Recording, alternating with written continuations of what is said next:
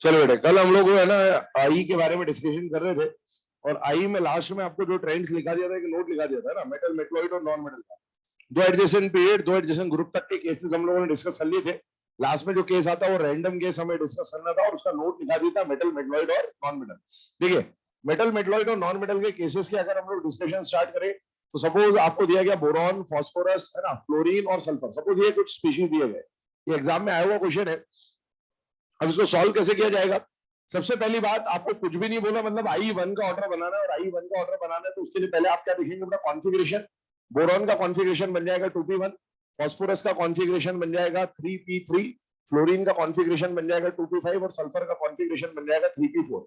सबसे पहली बात, टाइप ऑफ क्वेश्चन पहचानने की कोशिश करें, ये सारे जो स्पीशीज है सेम पीरियड के तो नहीं है कम से कम, और ना ही सेम ग्रुप के। अगर सेम पीरियड सेम ग्रुप नहीं है तो अब आप दो एडजेसेंट पीरियड, दो एडजेसेंट ग्रुप चेक करें, वो भी नहीं आ रहा है, ये मतलब ये रैंडम केस है। और अगर रैंडम केस आ रहा है तो रैंडम केस को हमेशा आप सॉल्व करेंगे मेटल, मेटलॉइड और नॉन मेटल वाले कॉन्सेप्ट से।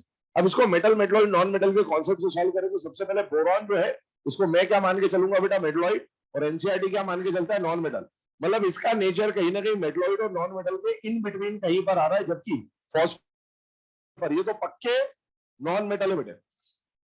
अब एक बात यहां पर समझ में आती है कि मेटलॉइड और नॉन मेटल में से मेटलॉइड का आई क्या होगा बेटा, कम, और नॉन मेटल्स का आई क्या होगा, ज्यादा। अब ये तीनों नॉन मेटल है, non metal, non metal, non metal को कैसे कंपेयर करें? तो सारे नॉन मेटल्स को कंपेयर करेंगे with the help of non metallic character, किसका नॉन मेटेलिक कैरेक्टर ज्यादा है और किसका नॉन मेटेलिक कैरेक्टर कम है।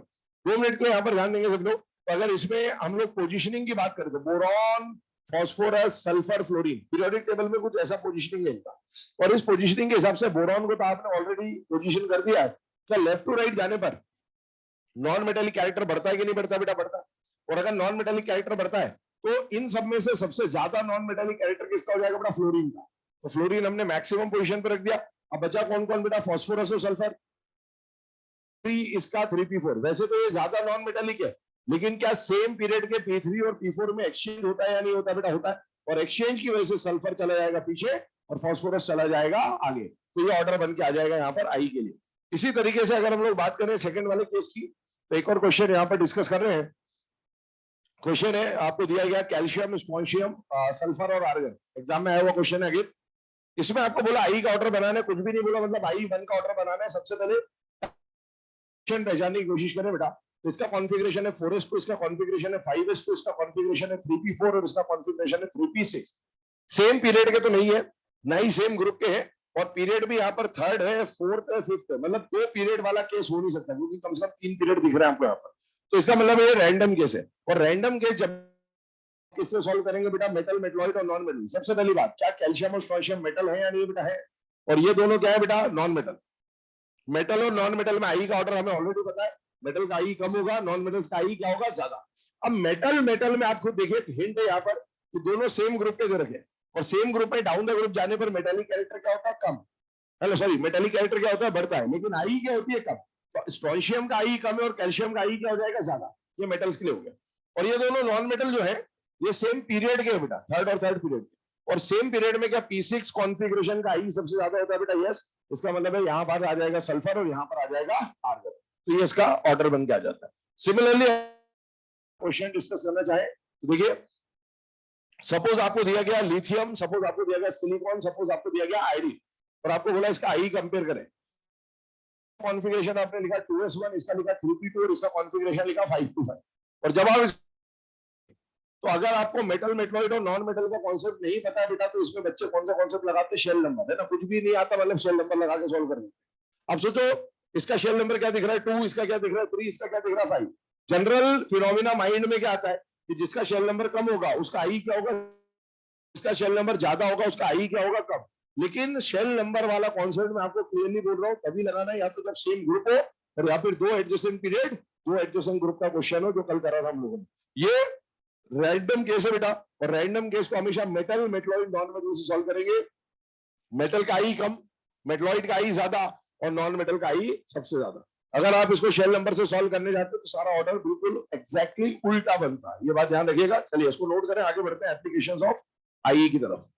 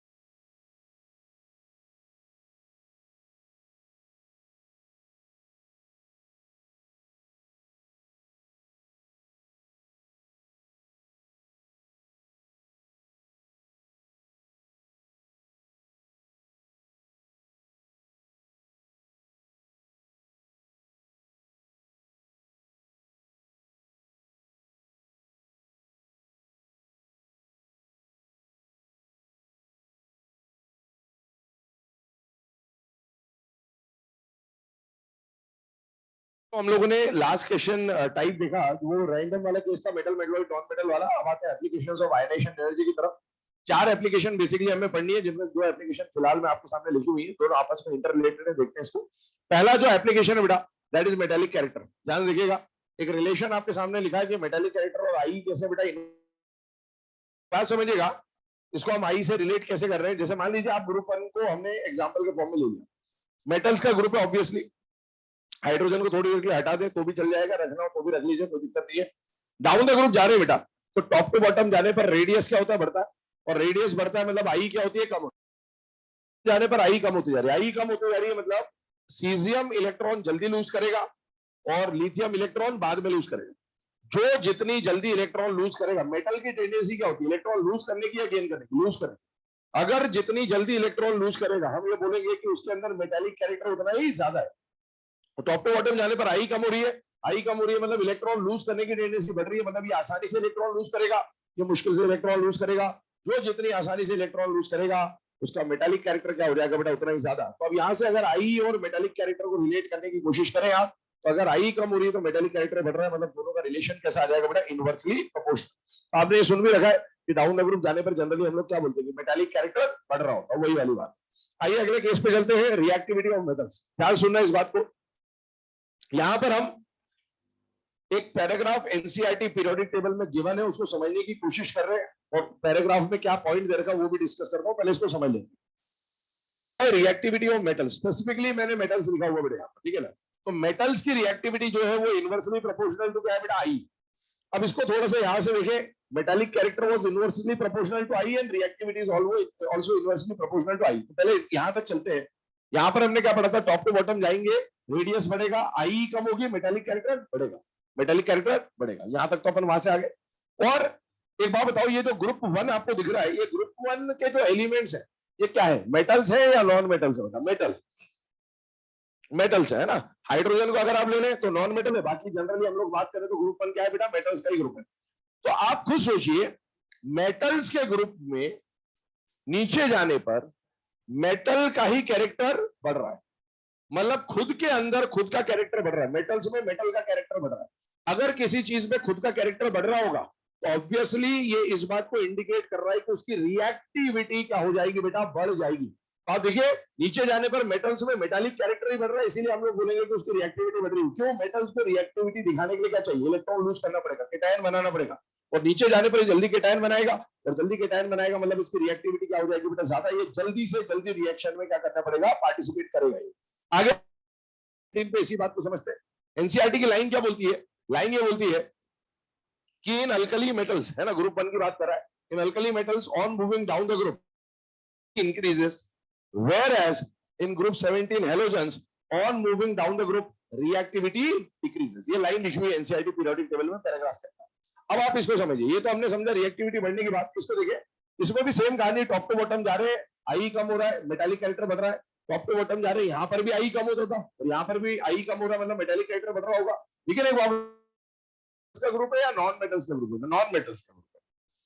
तो नॉन मेटल्स को हम लोग मेटालिक कैरेक्टर से देखें, ये बात सही नहीं। तो नॉन मेटल्स को हम लोग किससे देखेंगे, नॉन मेटालिक कैरेक्टर से देखेंगे। अगर डाउन द ग्रुप जाने पर मेटालिक कैरेक्टर बढ़ रहा है, इसका सीधा सीधा मतलब ये है कि नॉन मेटालिक कैरेक्टर क्या हो रहा होगा आपका। नॉन मेटल्स में नीचे जाने पर मैं बात कर रहा हूं, अगर खुद में खुद का कैरेक्टर कम हो रहा है तो रिएक्टिविटी ऑब्वियसली क्या हो जाएगी, कम हो जाएगी। तो इसका मतलब यही है कि यहां पर तो मेटल्स थे और मेटल्स में मेटालिक कैरेक्टर बढ़ रहा था, खुद का कैरेक्टर बढ़ रहा है, इसलिए रिएक्टिविटी बढ़ रही है। यहाँ पर नॉन मेटल्स का ग्रुप है, नीचे जाने पर खुद का कैरेक्टर कम हो रहा है, इसीलिए रिएक्टिविटी क्या हो रही है, कम। तो मोस्ट रिएक्टिव नॉन मेटल किसको मानते हैं, फ्लोरीन को। और ऐसे रिएक्टिव मेटल्स में कौन आ जाता है, सीजियम आ जाए, क्योंकि उसमें खुद बढ़ रही। अब एक और बात सुनिएगा ध्यान से, यहां पर एक चीज आपको बताई गई है, वो है कि टेंडेंसी टू लूज इलेक्ट्रॉन बढ़ रहा है नीचे, ठीक है, ध्यान सुनना। पैराडॉक्स पे जाइए, लॉस ऑफ इलेक्ट्रॉन, ये जल्दी इलेक्ट्रॉन लूज कर रहा है, ये बाद में इलेक्ट्रॉन लूज कर रहा है। Loss of electron is known as oxidation. तो इसका ऑक्सीडेशन सबसे पहले होगा, और जिसका ऑक्सीडेशन सबसे पहले होगा वो सबसे बढ़िया रिड्यूसिंग एजेंट होता है, या रिडक्टेंट भी बोल सकते हैं। तो क्या सीजियम सबसे बढ़िया रिड्यूसिंग एजेंट इन सब में से है या नहीं बेटा, है। और आप पढ़ते हैं इलेक्ट्रोकेमिकल सीरीज, है बेटा, है, बिल्कुल है, वही तो बता रहा हूं, सुनो अब आराम से। नीचे जाने पर मेटालिक कैरेक्टर बढ़ रहा है, इलेक्ट्रॉन लूज करने की टेंडेंसी बढ़ रही है, तो ये सबसे बढ़िया रिड्यूसिंग एजेंट। लेकिन आप पढ़ते हैं एक इलेक्ट्रोकेमिकल सीरीज, और इलेक्ट्रोकेमिकल सीरीज में आपने क्या पढ़ा होता है कि lithium is the best reducing agent, ठीक है। तो आपको ये क्लियर होना चाहिए कि अभी हम जो बात कर रहे हैं वो कौन से स्टेट की बात कर रहे हैं, गैसियस, और जो ईसीएस आप पढ़ते हो वो कौन से स्टेट का होता है, एक्वस। तो आपको एग्जाम में अगर बोले कि गैसियस मीडियम में सबसे बढ़िया रिड्यूसिंग एजेंट कौन है, तो आपको कौन सा कॉन्सेप्ट यूज करना पड़ेगा, आईई का, क्योंकि गैसियस मीडियम में इलेक्ट्रॉन कौन लूज करेगा कौन नहीं लूज करेगा ये कौन डिसाइड करता है, आईई। लेकिन एक्वस मीडियम में कौन लूज करेगा कौन नहीं लूज करेगा ये डिसाइड करेगा ईसीएस। तो ईसीएस के अकॉर्डिंगली ये बढ़िया है और आई के अकॉर्डिंगली ये बढ़िया है। गैसियस मीडियम बोले तो आई से सॉल्व होगा, ईसीएस का इस्तेमाल कब होगा, जब एक्वस मीडियम बोला जाएगा। तो ये दोनों को लिखने के बाद, दो क्वेश्चन में डिस्कस कर रहा हूं, आपने लिख लिया हो तो भी ठीक है, नहीं लिखा तो स्पेस छोड़ दे, दो क्वेश्चन बोल दे रहा हूं इसी से रिलेटेड, गैसियस मीडियम और एक्वस मीडियम पे लिख लीजिएगा। Question number 1, which of the following which of the following is strongest reducing agent, which of the following is strongest reducing agent in gaseous medium, which of the following is strongest reducing agent in gaseous medium? Option board पे लिखे, lithium, sodium, potassium और caesium.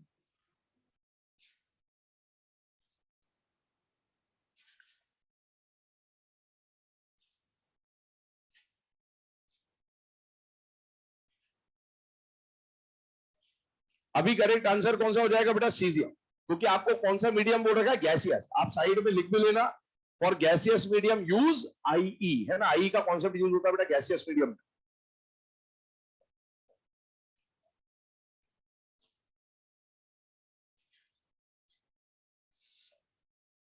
Second question लिखेंगे, question same है, बस gaseous के बदले क्या कर लेंगे बेटा, एक्वस मीडियम। क्वेश्चन सेम है बिल्कुल, गैसियस के बदले क्या कर लेंगे, एक्वस। ऑप्शंस वही है।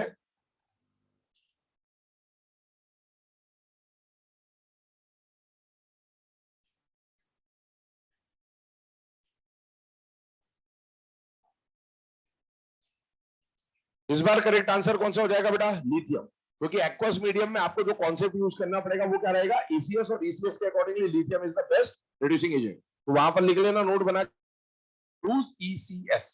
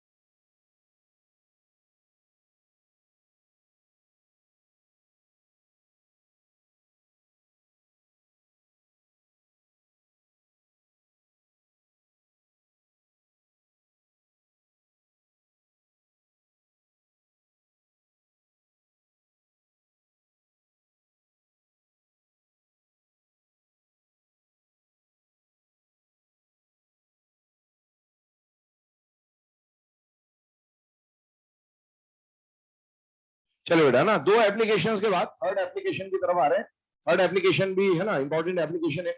अब देखिए आपको यहां पर दे रखा है एप्लीकेशन का जो नाम है, that is stability of oxidation state. अब ध्यान सुनना, इस एप्लीकेशन पे दो तरह के क्वेश्चंस फ्रेम होते हैं। पहला क्वेश्चन ये होगा कि आपको जिस भी एलिमेंट की स्टेबल ऑक्सीडेशन स्टेट के बारे में पूछना होगा, उससे रिलेटेड आईई की वैल्यू दे रखेगा, है ना। आई की वैल्यू आपको जनरली इलेक्ट्रॉन वोल्ट पर एटम में ही देखा है यहाँ पर, तो आई की वैल्यूज गिवन होगी। और दूसरे टाइप का क्वेश्चन ये बनेगा जहां पर आई की वैल्यू दी हुई नहीं होगी, ठीक है। तो एक बात समझिए, जब आई की वैल्यू दी हो और आई की वैल्यू ना दी हो, तो दोनों अप्रोच कैसे कैसे रहेंगे उसको डिस्कस करेंगे। पहली बात, सपोज कोई मेटल दिया हुआ आपको और उसके आई के वैल्यू गिवन है आपको, ठीक है ना। तो आई की वैल्यू गिवन है, तो उसमें फिर एलिमेंट का नाम देने की जरूरत नहीं होगी, एबीसीडी लिख देगा, क्योंकि आई की वैल्यू गिवन है, आपको वैल्यू से सॉल्व करना है। सपोज एक मेटल है, में उसको हमने I1 दिया तो M प्लस बना, उसको I2 दिया तो M प्लस 2 बना, उसको I3 दिया तो M प्लस 3 बना। बेटा I1 के करस्पॉन्डिंग ऑक्सीडेशन स्टेट आ रहा है, वो क्या आ रहा है बेटा, +1। I2 देने पर जो स्टेट डेवलप हो जाएगी वो क्या हो जाएगी, +2। और I3 देने पर जो स्टेट डेवलप हो जाएगी वो क्या हो जाएगी बेटा, +3। अब आपको करना क्या है, सेम एलिमेंट की सक्सेसिव आई है, तो सक्सेसिव आई तो हमेशा बढ़ेगी, ये तो बात कंफर्म है। तो आपको क्या करना है, मतलब आई का डिफरेंस निकालना है, लेकिन ये बात ध्यान रखना है कि डिफरेंस किसका निकालना है बेटा, सक्सेसिव आई का। जैसे I1 और I2 सक्सेसिव है, इसका डिफरेंस निकलेगा। I2 I3 सक्सेसिव है, इसका डिफरेंस निकलेगा। लेकिन I1 और I3 सक्सेसिव नहीं है, इनका डिफरेंस आप नहीं निकाल सकते। वैसे आपको जनरली एग्जाम में दो ही इक्वेशन देगा, तीसरी नहीं देगा। तीसरी मैं अपनी तरफ से लगा रहा हूं, ताकि ऐसा क्वेश्चन बनाना चाहे तो कैसे सॉल्व करना होगा वो आना चाहिए। तो आपको दो आई दे रखी होगी, उसका डिफरेंस आपको निकाल लेना। तीन दिया तो सक्सेसिव जो भी है उनका डिफरेंस आप निकाल लीजिए। I2 माइनस I1 हमेशा हायर माइनस लोअर करेंगे, हमेशा हायर माइनस लोअर करेंगे, हमें पॉजिटिव वैल्यू चाहिए। अब ये जो डेल्टा आई आपने निकाला है, इस डेल्टा आई को एक स्टैंडर्ड वैल्यू से कंपेयर कर रहे हैं यहाँ पर, कि डेल्टा आई अगर ग्रेटर देन 16 इलेक्ट्रॉन वोल्ट है, एक तो ये केस बन सकता है, और एक डेल्टा आई लेस देन 11 इलेक्ट्रॉन वोल्ट है, ये केस बन सकता है। जब भी difference of I 16 electron volt से ज्यादा होगा, उस केस में हम लोग बोल रहे हैं लोअर ऑक्सीडेशन स्टेट क्या होगी बेटा, स्टेबल। और जब भी डेल्टा आई का वैल्यू कम होगा, मतलब 11 से कम होगा, तो हम बोलेंगे लोअर में हायर स्टेबल है, ज्यादा वाले में लोअर स्टेबल है। ऐसा क्यों है, उसका कारण समझने की कोशिश करें। मान लीजिए ये +1 स्टेट है और ये +2 स्टेट, ठीक है, और इसके लिए I1 देनी पड़ रही है, इसके लिए I2 देनी पड़ रही है। और एक और बार मैंने बनाया, ये +1 स्टेट है और ये +2 स्टेट है, इसको बनाने के लिए I1 देना पड़ रहा है, इसको बनाने के लिए I2 देना। इसका गैप देखिए, इसका गैप 16 इलेक्ट्रॉन वोल्ट से ज्यादा है। दो केस पड़े अपन, ग्रेटर देन 16 इलेक्ट्रॉन वोल्ट और less than 11 electron volt. Sir ये 16 और 11 कहां से आता है, ये स्टैंडर्ड वैल्यू, ये आई की वैल्यूज को देखने के बाद बनाया गया फॉर्मूला है, तो उससे बनता है। अब देखिए यहां पर क्या आया, 11 इलेक्ट्रॉन वोल्ट से कम। अब आप खुद बताइए, अगर ऑक्सीडेशन स्टेट 1 से 2 पे जाने के लिए 16 इलेक्ट्रॉन वोल्ट से ज्यादा एनर्जी की रिक्वायरमेंट है, और एक जगह पर कम एनर्जी की रिक्वायरमेंट है 11 से भी, ये किस बात को इंडिकेट कर रहा है, ये इस बात को इंडिकेट कर रहा है कि एलिमेंट यहां से यहां जाना नहीं चाहता है। तभी तो वो ज्यादा एनर्जी मांग रहा है, कि मैं इसको छोड़ना ही नहीं चाहता, क्योंकि मैं इसमें स्टेबल हूं, मैं इसमें जाऊंगा तो जाके क्या करूंगा, मुझे तो यही स्टेट चाहिए। इसका मतलब है कि अगर आपको ज्यादा एनर्जी का गैप चाहिए, इसका मतलब ये समझ में आना चाहिए कि एलिमेंट के आयन वहां जाना नहीं चाहता है, वो वहां जाने के लिए जबरदस्ती करनी पड़ रही है, आपको बहुत सारी एनर्जी देनी पड़ रही है, तब वो वहां जाएगा। खुद में खुद नहीं जा रहा, खोपचे में लेके तब जा रहा वहां, है ना, नहीं जा रहा, ऐसे नहीं जा रहा नॉर्मली। तो इसका मतलब है एलिमेंट यहां रहना चाहता है, और यहां रहना चाहता है, मतलब जब आपको 16 इलेक्ट्रॉन वोल्ट से ज्यादा एनर्जी देनी पड़ रही है, तो कौन ज्यादा स्टेबल होगा, हायर स्टेट या लोअर स्टेट, लोअर। यही यहां पर लिखा गया है कि अगर डेल्टा आई ग्रेटर देन 16 इलेक्ट्रॉन वोल्ट है, इसका मतलब है ऊपर दूसरी स्टेट पे जाने के लिए उसको 16 से ज्यादा एनर्जी चाहिए, उतनी एनर्जी देना है। इसका मतलब है आप जबरदस्ती इलेक्ट्रॉन को उस जगह भेज रहे हैं, और जबरदस्ती इलेक्ट्रॉन को भेज रहे हैं, इसका मतलब है कि वो लोअर ऑक्सीडेशन स्टेट पे क्या होगा बेटा, ज्यादा स्टेबल होगा। जबकि अगर ये वाली कंडीशन आती है, +1 से +2 जा रहा है और एनर्जी का रिक्वायरमेंट का 11 से कम, इसका मतलब ये है कि इसके मुकाबले यहां पर इलेक्ट्रॉन इस स्टेट से स्टेट जाने के लिए तुरंत तैयार बैठा है। क्यों तैयार बैठा होगा भाई, इसके मुकाबले ये ज्यादा स्टेबल होगी, तभी तो वहां जाना चाह रहा है आसानी से। और इसी के लिए हम लोग यहाँ पर लिख रहे हैं कि अगर एनर्जी का gap less than 11 electron volt है या इससे भी कम है, तो उसका मतलब वो आसानी से हायर स्टेट पे जाना चाह रहा है। क्यों, क्योंकि उसकी हायर स्टेट लोअर के कंपेरिजन में क्या होगी बेटा, ज्यादा स्टेबल होगी। एक तो ये कंडीशन बनती है। दूसरी बात यहां पर समझिए, अगर आपको आई का वैल्यू गिवन है तो हम लोग इससे सॉल्व कर रहे हैं, अभी क्वेश्चन डिस्कस करता हूं इससे। एक अगला क्वेश्चन क्या बनता है कि आपको हो सकता है आई का वैल्यू दे ही ना, और जब आई का वैल्यू नहीं देगा फिर कैसे सॉल्व करेंगे, तब तो ये सब इनवैलिड हो गया, ये सब कुछ लगा ही नहीं पाएंगे। तो उस केस में आपको एलिमेंट दिया होगा, जैसे नाइट्रोजन, ऑक्सीजन, मैंगनीज वगैरह वगैरह, कोई ना कोई एलिमेंट देके रखेगा, तभी आप कर पाओगे, क्योंकि आई का वैल्यू नहीं तो फिर क्या करोगे, तो आपको सिंबल देके रखेगा। अब अगर आई का वैल्यू नहीं दिया, एक और सवाल मन में उपज सकता है कि सर अगर आई का वैल्यू इनके बीच में आ गया तो क्या करेंगे। तो पहली बात तो सवाल इनवैलिड है। क्यों? क्योंकि ये जो वैल्यूज बनाई गई है स्टैंडर्ड वैल्यूज को देख के बनाई गई है, किसी में भी डेल्टा आई का गैप इसके बीच में आया ही नहीं है, इसीलिए ये फॉर्मूला ऐसे ही बना है।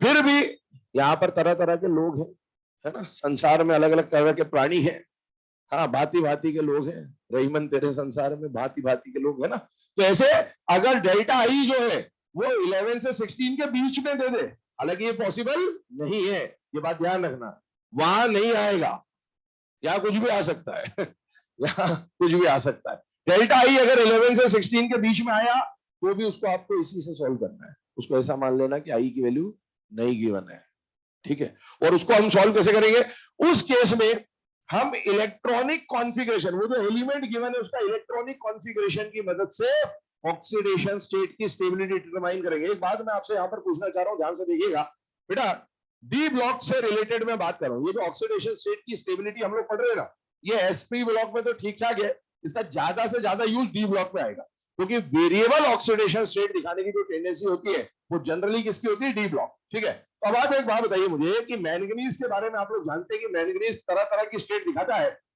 उनमें से कुछ स्टेट में आपके सामने लिख रहा हूं। अब सपोज इन दोनों को कंपेयर करना है, और सपोज इन दोनों को कंपेयर करना है, मुझे आई की वैल्यू नहीं दे रखी है, तो बताइए आप इनकी स्टेबिलिटी कैसे कंपेयर करते हैं। आप बताइए मैंगनीज +6 +7 कौन होता है, और नहीं पता तो सुन लो, +7 ज्यादा स्टेबल होता है। क्यों स्टेबल होता है, इसका कॉन्फ़िगरेशन है 3D1 और इसका कॉन्फ़िगरेशन है 3D0। मैंगनीज का एटॉमिक नंबर होता है 25 और उसमें से 7 इलेक्ट्रॉन आपने निकाल दिए तो बचा 18। 18 मतलब इनर्ट गैस, क्या बात समझ में आ रही है आपको, और इसमें 19 इलेक्ट्रॉन, ये इनर्ट गैस नहीं है, ये ज्यादा स्टेबल है। आप आइए यहां पर Mn+2 का कॉन्फ़िगरेशन होता है बेटा 3D5 और इसका कॉन्फ़िगरेशन है 3D4। क्या समझ में आ रहा है कि ये हाफ फील्ड है बेटा, इसलिए +2 और +3 में से ज्यादा स्टेबल कौन है, +2।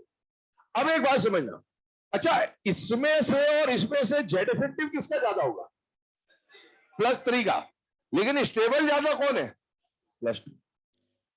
तो एक बात यहां पर आपको ध्यान रखनी है कि जब आपको सेम एलिमेंट के डिफरेंट स्पीशीज का क्वेश्चन आया, मैं अभी तक शुरू से आखिरी तक आपको एक ही चीज बोलते आ रहा हूं, सेम एलिमेंट का डिफरेंट स्पीशीज आया, आपको हमेशा क्या लगाना है, जेड इफेक्टिव, सिवाय इस केस को छोड़कर। जब सेम एलिमेंट के अलग अलग आयन से अलग अलग स्पीशीज दिया हो और उसमें स्टेबिलिटी की बात हो, किसकी बात हो, स्टेबिलिटी, तो स्टेबिलिटी जो है वो जेड इफेक्टिव पर डिपेंड नहीं करता है, स्टेबिलिटी किसके ऊपर डिपेंड करता है बेटा, इलेक्ट्रॉनिक कॉन्फ़िगरेशन पे।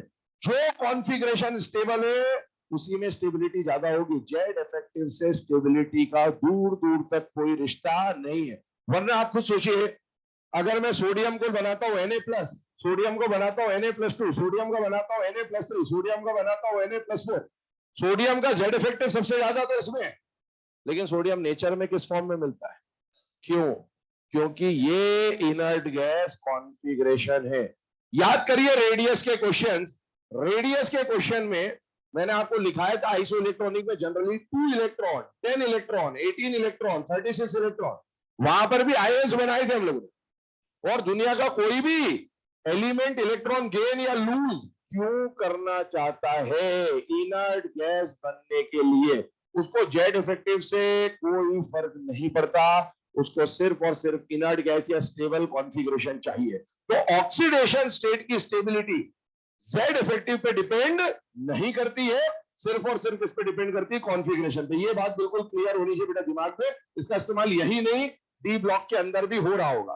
तो चलिए आइए यहां पर अगर मैं इस पॉइंट को वापस से लिख दूं तो ये पॉइंट क्या लिखा हुआ है कि अगर वैल्यू ऑफ आई गिवन नहीं है, सिंबल देके रखेगा, आप कॉन्फ़िगरेशन निकालेंगे और कॉन्फ़िगरेशन से क्या डिसाइड कर देंगे बेटा, stability. Note, do not use Z effective. इस केस में आपको जेड इफेक्टिव का इस्तेमाल नहीं करना है, क्योंकि जेड इफेक्टिव से स्टेबिलिटी का लेना देना नहीं होता है। नोट करें इस केस को, 2 क्वेश्चन इस पे डिस्कस करते हैं, आगे बढ़ते हैं फिर फोर्थ एप्लीकेशन पे, लास्ट एप्लीकेशन पे।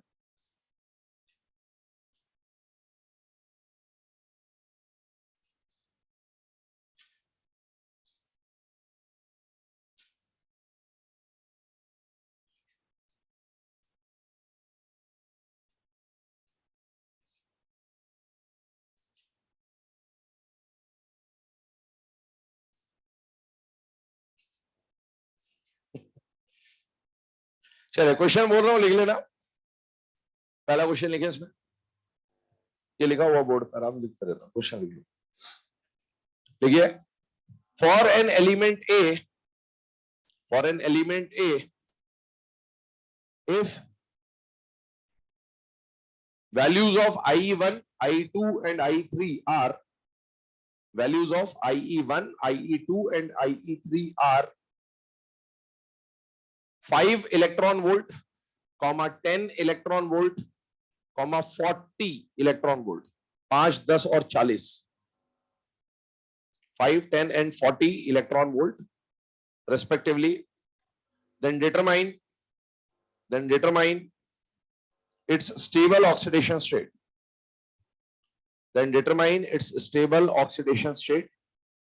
पहला ऑप्शन लिखेंगे +1, दूसरा ऑप्शन लिखेंगे +2, तीसरा ऑप्शन लिखेंगे +3 और चौथा ऑप्शन लिखेंगे बोथ +2 and +3। ठीक है, अब इस क्वेश्चन को अगर आप अप्रोच कर रहे हैं बेटा, तो मैं यहीं पे आपको थोड़ा सा हिंट दे दे रहा हूं, ध्यान से देख लेना। आपको पहला वाला आई का वैल्यू क्या दे देगा बेटा, 5 इलेक्ट्रॉन वोल्ट, दूसरे का दे देगा 10 इलेक्ट्रॉन वोल्ट और तीसरे का दे देगा बेटा 40 इलेक्ट्रॉन वोल्ट। आपको हमेशा सक्सेसिव आई का गैप निकालना है। इन दोनों सक्सेसिव आई का गैप कितना आ जाएगा बेटा, 5 इलेक्ट्रॉन वोल्ट, और इन दोनों सक्सेसिव आई का गैप कितना आ जाएगा, 30 इलेक्ट्रॉन वोल्ट। 2 केसेस बन रहे हैं, तो दोनों को इंडिविजुअली सॉल्व करिएगा। जब आप इस केस के हिसाब से चल रहे हो, ध्यान सुनना भी है ना, यहाँ पर एक चीज है जहां पर आप गड़बड़ कर सकते हो, तो इसलिए समझ लेना। अभी इन दोनों का गैप कितना है बेटा, 5। क्या ये जो डेल्टा आई है, ये सेकंड वाले केस में आ रहा है या नहीं आ रहा बेटा, आ रहा है, लेस देन 11 इलेक्ट्रॉन वोल्ट है, और इस केस में कौन स्टेबल होगा, हायर ऑक्सीडेशन स्टेट। अभी हायर ऑक्सीडेशन स्टेट बताइए, 1, 2, 3 में से हायर ऑक्सीडेशन स्टेट कौन सी है सर? हायर तो 3 है। जिसका आप गैप निकाल रहे हो उसी में से लो और उसी में से हाई डिसाइड करना। अभी आपने गैप किसका निकाला, इसका और इसका निकाला, तो इसी में से जो लो है और इसी में से जो हाई है उसके अकॉर्डिंगली डिसाइड होगा। एल का मतलब लोअर ऑक्सीडेशन स्टेट है, लोएस्ट ऑक्सीडेशन स्टेट नहीं है। एच का मतलब हायर ऑक्सीडेशन स्टेट है, हाईएस्ट ऑक्सीडेशन स्टेट नहीं है। ठीक है, तो जिसका आप गैप निकाल रहे हो, जिसका डेल्टा आई निकाल रहे हो, उसी का लो और उसी का हाई। अगला केस देखें, इसी में मान लो अभी हम 30 इलेक्ट्रॉन वोल्ट लेके चलो, तो 30 इलेक्ट्रॉन वोल्ट किसका गैप है बेटा, इसका और इसका। तो अगर इसमें से मान लो एलओएस का केस बन गया, तो आप किसको मानेंगे, लो, इसको। और अगर इसमें से आपका एचओएस वाला केस बन गया, तो किसको एचओएस मानेंगे, इसको। ठीक है, 30 इलेक्ट्रॉन वोल्ट, 30 इलेक्ट्रॉन वोल्ट क्या ये वाली रेंज में आ रहा है या नहीं आ रहा बेटा, आ रहा है। और इसका मतलब है कौन स्टेबल होगा, लोअर। लोअर किसमें से डिसाइड करना है, जिसका गैप आप निकाल रहे हो उसके करस्पॉन्डिंगली जो लोअर और हायर है उनमें से डिसाइड करना है। तो बताइए इन दोनों में से लोअर कौन है बेटा, +2। यहां से भी +2 आ रहा था आंसर, यहां से भी +2 आ रहा है, मतलब दोनों से सेम आंसर आ रहा है, और आंसर कौन सा हो जाएगा बेटा, +2 स्टेट। तो ध्यान रखना, हमेशा जब भी आप सक्सेसिव आई का गैप निकालेंगे, तो जिन दो का गैप निकाल के आप सॉल्व कर रहे हो उन्हीं के करस्पॉन्डिंग लोअर और उन्हीं के करस्पॉन्डिंग हायर स्टेट से आपको सॉल्व करना होता है हमेशा। चलिए आइए नेक्स्ट क्वेश्चन की बात करते हैं, लिखिएगा, determine the stability order of,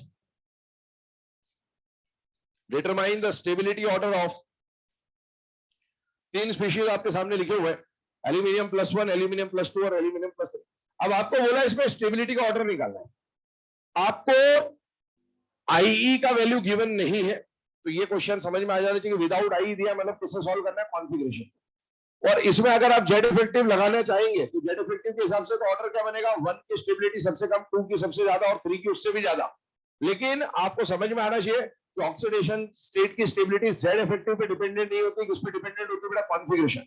इसका कॉन्फ़िगरेशन देखें, क्या कॉन्फ़िगरेशन बन रहा है बेटा, 3s2, 3s1 और 2p6। अब इतना समझ में आना चाहिए बेटा कि 2p6 कौन सी कॉन्फ़िगरेशन है बेटा, इनर्ट गैस। और इनर्ट गैस कॉन्फ़िगरेशन की स्टेबिलिटी इन तीनों गिवन कॉन्फ़िगरेशंस में तो क्या होगी बेटा, सबसे ज्यादा। S1 और S2, S2 की स्टेबिलिटी क्या होगी बेटा, ज्यादा।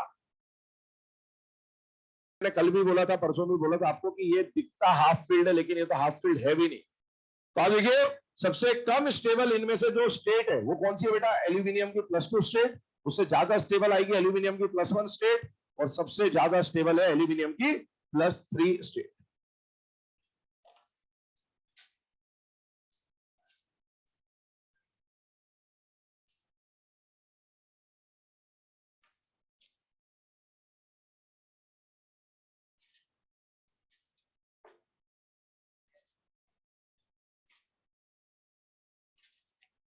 एल, हाँ फुल फील्ड।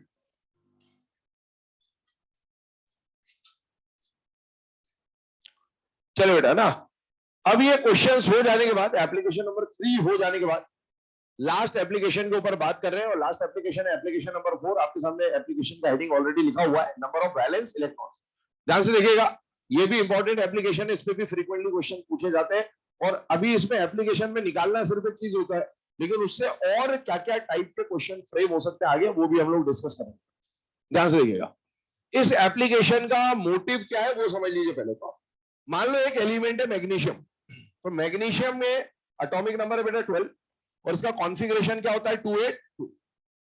इसके आउटर मोस्ट शेल में कितने इलेक्ट्रॉन है, तो और आपको यही फाइंड आउट करना है कि आपको एक अननोन एलिमेंट ए दे दिया, बी दे दिया, सी दे दिया, उसके आई का वैल्यू दे रहे हैं।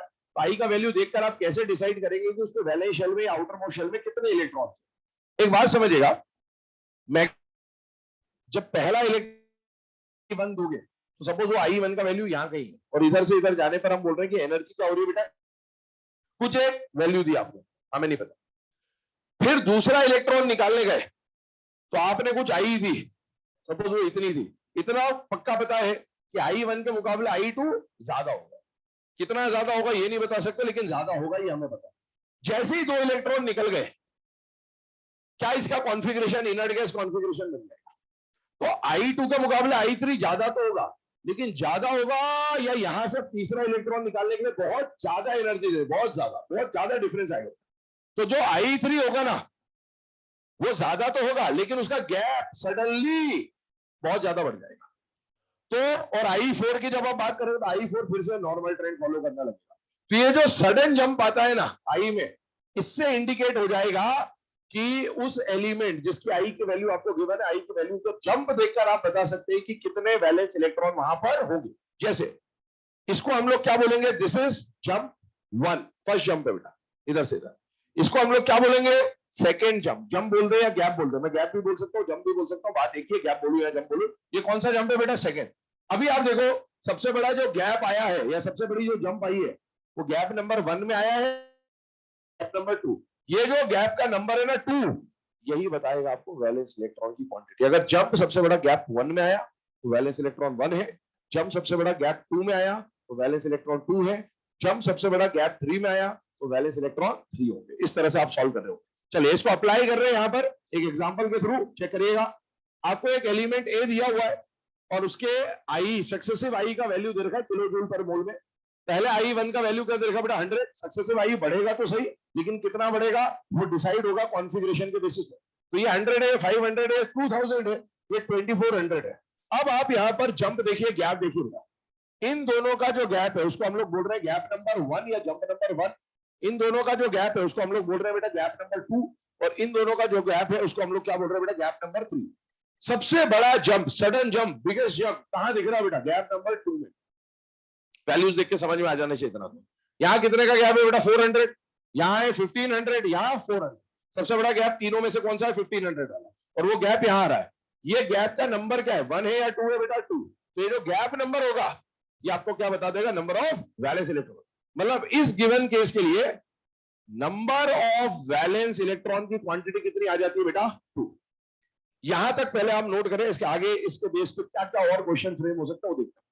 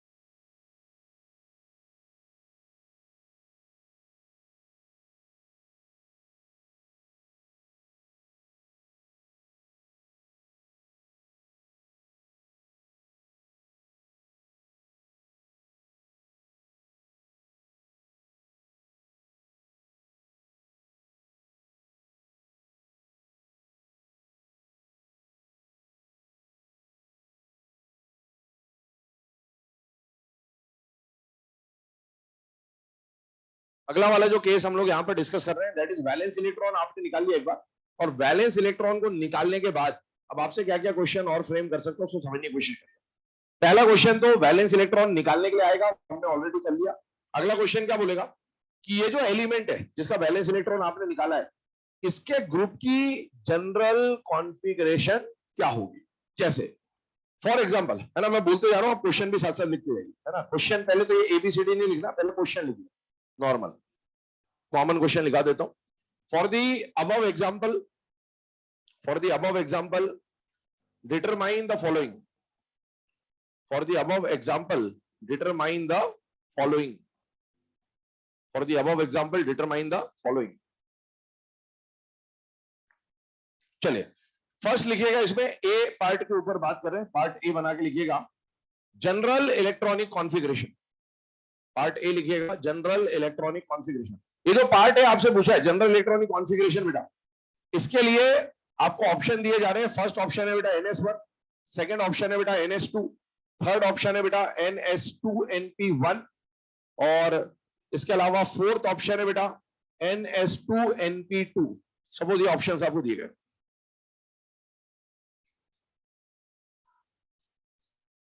कॉन्फ़िगरेशन है इसके, सॉरी जो गिवन एलिमेंट है जिसका आई आपको दे रखा है ए, उसके लिए कौन कौन से ऑप्शन इसमें से सही हो सकते हैं। ए की ऑप्शन सही है, सेकंड, फोर्थ नहीं है। हाँ ये ध्यान रखना, ये बहुत कॉमन मिस्टेक है बेटा, ये जो आप लोगों ने अभी करी है बहुत कॉमन सी मिस्टेक है। ये टू देखकर वैलेंस इलेक्ट्रॉन डिसाइड नहीं होता। वैलेंस इलेक्ट्रॉन का मतलब होता है आउटर मोस्ट शेल के इलेक्ट्रॉन, ये पूरा आउटर मोस्ट शेल है बेटा, और इसमें टोटल इलेक्ट्रॉन दो नहीं है, कितने है बेटा, 4। और आपको इतना समझ में आना चाहिए, अगर ये कंफ्यूजन आपको रहता है तो आप सीधी सी एक बात समझिए, वैलेंस इलेक्ट्रॉन कितने चाहिए, दो वैलेंस इलेक्ट्रॉन। आप पीरियोडिक टेबल के ग्रुप से याद करिए, क्वेश्चन आपको एस और पी ब्लॉक पे ही आएगा। दो वैलेंस इलेक्ट्रॉन किस में होते हैं, एस ब्लॉक में होते हैं या पी ब्लॉक में होते हैं, एस ब्लॉक में, और एस ब्लॉक के ग्रुप 1 में होते हैं या ग्रुप 2 में होते हैं, ग्रुप 2 में होते हैं। ग्रुप 2 का कॉन्फ़िगरेशन क्या होता है, यही तो होता है। ये कॉन्फ़िगरेशन तो ग्रुप 13 का है, ये कॉन्फ़िगरेशन तो ग्रुप 14 का है। ग्रुप 13 मतलब बोरॉन फैमिली, बोरॉन फैमिली का आउटर मोस्ट शेल में 3 इलेक्ट्रॉन होते हैं, कार्बन फैमिली का आउटर मोस्ट शेल में 4 इलेक्ट्रॉन होते हैं। ध्यान रखिए, कॉमनली बात है ना, इसमें ये P2 देखकर जनरली आंसर कर देते, तो ध्यान रखिएगा सिर्फ P2 नहीं देख रहा है, NH2 NP2 पूरा होता है वैलेंस। चलिए आगे बात कर रहे हैं, अगले क्वेश्चन को लिखे, सेकंड पार्ट इसी में बी। फर्स्ट पार्ट तो जनरल कॉन्फ़िगरेशन हो गया, सेकंड पार्ट बी लिखिएगा type of element, type of element, type of element. पहला ऑप्शन लिखे मेटल, दूसरा ऑप्शन लिखे नॉन मेटल, तीसरा ऑप्शन लिखे मेटलॉइड, चौथा ऑप्शन लिखे metal comma metalloid comma non metal, all, है ना, तीनों, मतलब metal, metalloid and non metal. ये जो आपको दे रखा है एलिमेंट बेटा, ये एलिमेंट तो कोई भी हो सकता है। वैलेंस इलेक्ट्रॉन 2 मतलब अपना ग्रुप नंबर 2 का कोई भी एलिमेंट हो सकता है। बेरिलियम भी हो सकता है, ये मैग्नीशियम भी हो सकता है, कैल्शियम भी हो सकता है, स्ट्रोंशियम भी हो सकता है, बेरियम भी हो सकता है। अब आप बताइए उन सब में से सारे एलिमेंट जो है beryllium, magnesium, calcium, strontium, barium, उनमें से क्या कोई मेटल है या नहीं है बेटा, है, सारे ही मेटल है। क्या कोई मेटलॉइड है, नहीं। क्या कोई नॉन मेटल है, नहीं। तो इसीलिए आंसर एक ही हो सकता है, और वो आंसर क्या होगा बेटा, मेटल। अगला सी पार्ट लिखें, common oxidation state of the group, common oxidation state of the group, common oxidation state of the group. Options में +1, +2, +3, +4, +2। ऑप्शंस में +1, +2, +3, +4, करेक्ट ऑप्शन विल बी +2। और लास्ट पार्ट लिखे उसमें D, formula of its oxide comma sulphate comma A जो है उसके oxide, sulphate और chloride के फॉर्मूले आपको बनाने। अब ऑक्सीडेशन स्टेट आपको पता ही चल चुका है, +2 है, तो उसके हिसाब से आप आराम से फॉर्मूले बना सकते हैं। ऑक्साइड, सल्फेट, क्लोराइड का क्लास 9 में आप क्रॉस मल्टीप्लाई करके फॉर्मूले बनाने सीख चुके होते हैं, वही फॉर्मूले आपको बनाने हैं।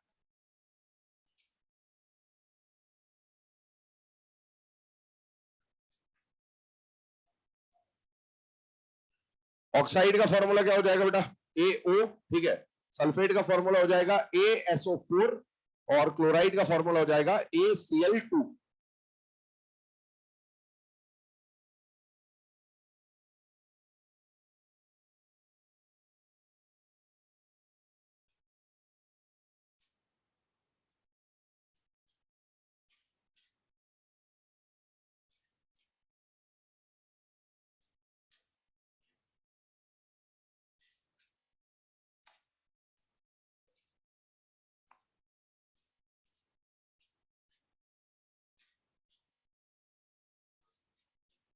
चलिए आइए नेक्स्ट टॉपिक स्टार्ट कर रहे हैं यहां पर।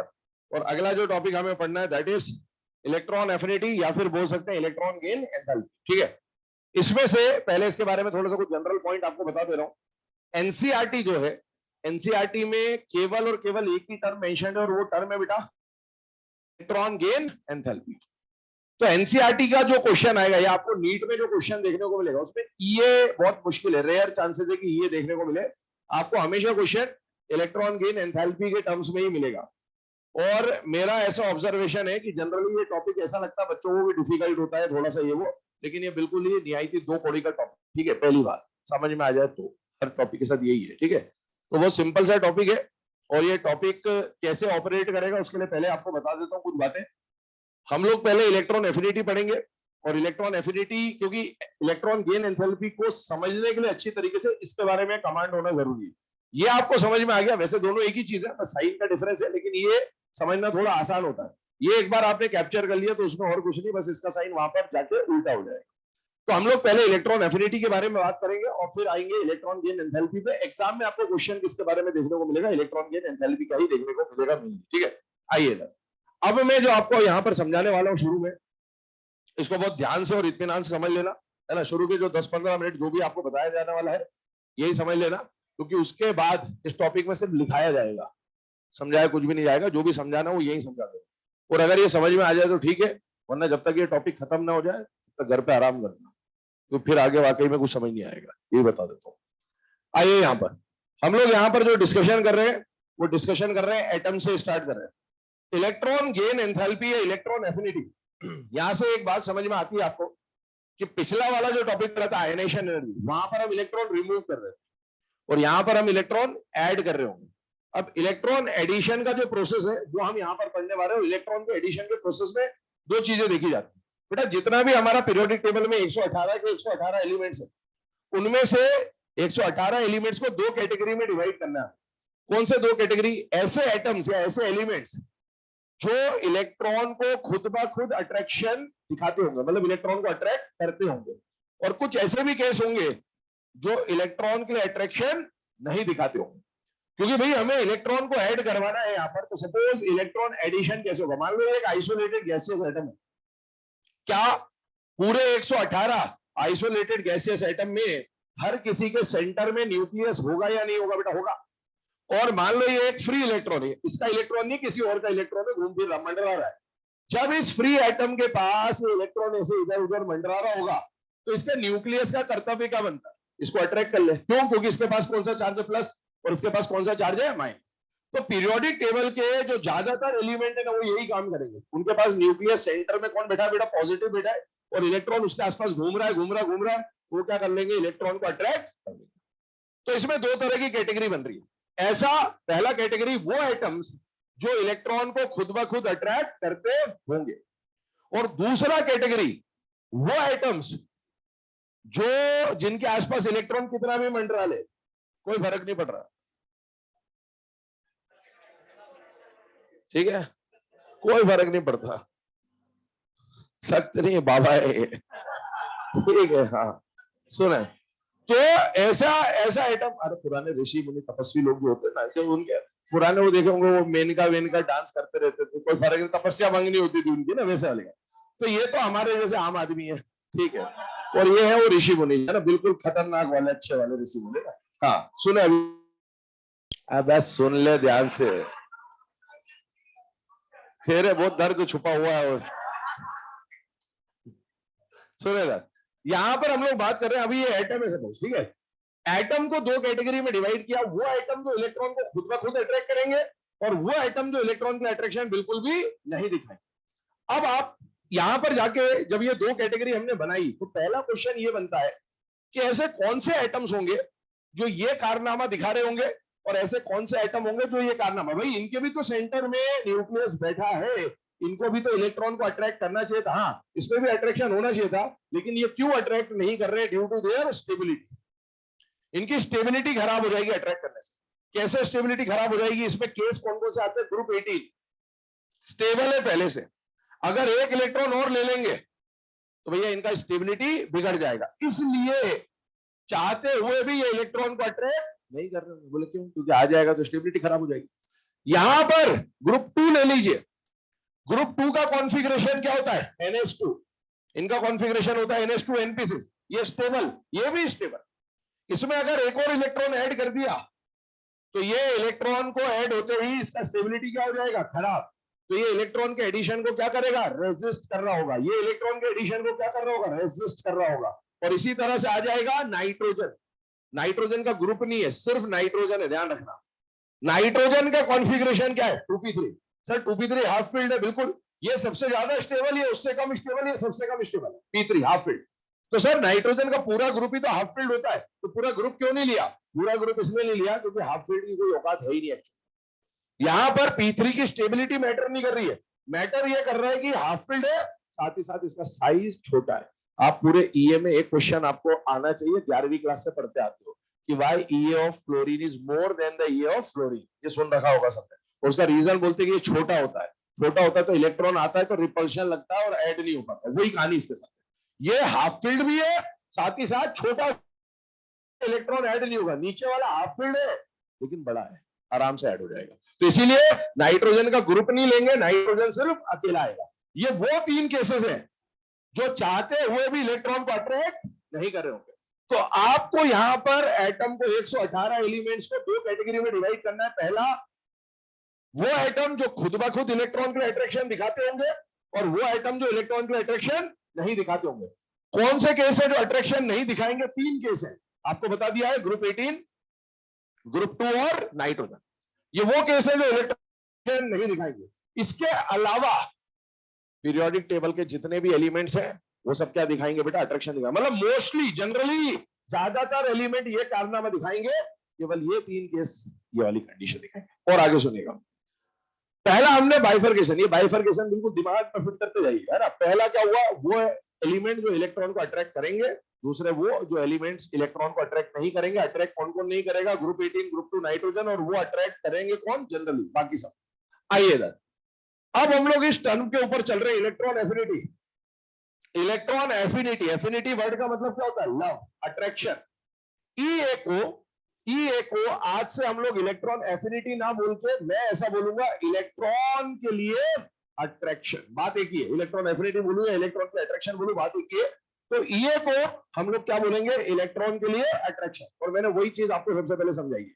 अब एक बात बताइए, ये जो पहली वाली कैटेगरी मैंने लिखी है, जनरल कैटेगरी जो लिखी है, क्या ये वाले एटम्स इलेक्ट्रॉन के लिए अट्रैक्शन दिखा रहे हैं या नहीं दिखा रहे? बेटा दिखा रहे।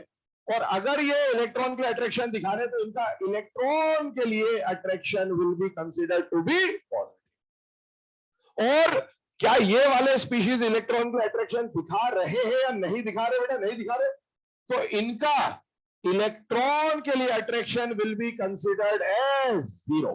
अट्रैक्शन नहीं दिखा रहे, जीरो है अट्रैक्शन।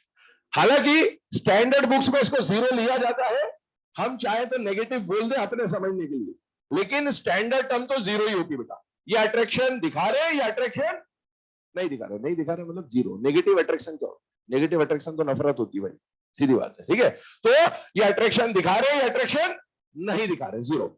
आप चाहे तो जीरो को नेगेटिव भी बोल सकते हैं। मैं भी अगर कभी ये नेगेटिव बोल दूं तो आप समझ जाइएगा हम किसकी बात कर रहे हैं, जीरो वाले की बात। अब आगे बढ़िए, अगले स्टेटमेंट की तरफ चलते हैं। पहली चीज आपने ये समझ ली कि कौन से ऐसे एलिमेंट्स होंगे जिनका ईए पॉजिटिव होगा और कौन से ऐसे एलिमेंट्स होंगे जिनका ईए जीरो या फिर नेगेटिव होगा। अब आगे बढ़ते हैं। अगला क्वेश्चन जो आपसे एग्जाम में पूछा जाता है बच्चों, वो ये होता है कि ईए या डेल्टा एचईजी में से कौन सा प्रोसेस एक्सो, कौन सा प्रोसेस एंडो होता है। इसके ऊपर क्वेश्चन आता है बहुत फ्रीक्वेंटली। एक बात सुनिएगा, बोल रहा हूं, जब जब अट्रैक्शन होगा तब तब एनर्जी रिलीज होगी। क्या बोला मैंने? तब तब एनर्जी रिलीज होगी। क्या बोला मैंने? जब जब अट्रैक्शन होगा तब तब एनर्जी रिलीज होगी। ध्यान सुनिए, क्या यहां पर इलेक्ट्रॉन के लिए खुद ब खुद अट्रैक्शन था या नहीं था? था। इसका मतलब यहां अट्रैक्शन हुआ या नहीं हुआ? हुआ। और जब जब अट्रैक्शन होगा तब तब एनर्जी रिलीज होगी। मतलब ये वो केसेस होंगे बेटे जहां पर एनर्जी रिलीज हो रही होगी। और अगर एनर्जी रिलीज हो रही है बेटा तो प्रोसेस एक्सो होगा या एंडो होगा? एक्सो। ये आपको समझ में आना चाहिए। अरे अगर जब जब अट्रैक्शन होगा तो प्रोसेस के एंड में एनर्जी, ये संसार का नियम है। अगर ये भी नहीं मालूम तो तुम तो भोले मानुस हो बेटा, फिर क्या कर रहे हो यहाँ पर? चले जाओ हिमालयों की चोटी में, ठीक है। आइए इधर, जब जब अट्रैक्शन होगा at the end of the process energy release, ठीक है। बस अब इससे ज्यादा नहीं बता सकता मैं, समझ में आ गया? ठीक है, वो देखो आपको। अब सुनो इधर, अरे इधर ध्यान दो। एलिमेंट दो कैटेगरी में डिवाइड करे, जो इलेक्ट्रॉन का अट्रैक्शन दिखा रहे, जो नहीं दिखा रहे। अगर अट्रैक्शन दिखा रहे इसका मतलब है उनका ईए क्या माना जाएगा? इलेक्ट्रॉन का अट्रैक्शन क्या माना जाएगा? पॉजिटिव। जब जब अट्रैक्शन होगा तब तब एनर्जी रिलीज होगी, और एनर्जी रिलीज हुई मतलब प्रोसेस कैसा हो जाएगा? एक्सोथर्मिक। आगे बढ़ते, ये वो कंडीशन है जो एलिमेंट्स इलेक्ट्रॉन के लिए अट्रैक्शन नहीं दिखा रहे। और अगर अट्रैक्शन नहीं दिखा रहे तो इनका ईए क्या माना जाएगा? जीरो, या फिर नेगेटिव भी मानेंगे। तो एक बात बताओ, इनकी तो जिंदगी बर्बाद हो गई क्योंकि इनने तो इलेक्ट्रॉन अट्रैक्ट कर लिया, बर्बाद हो गई।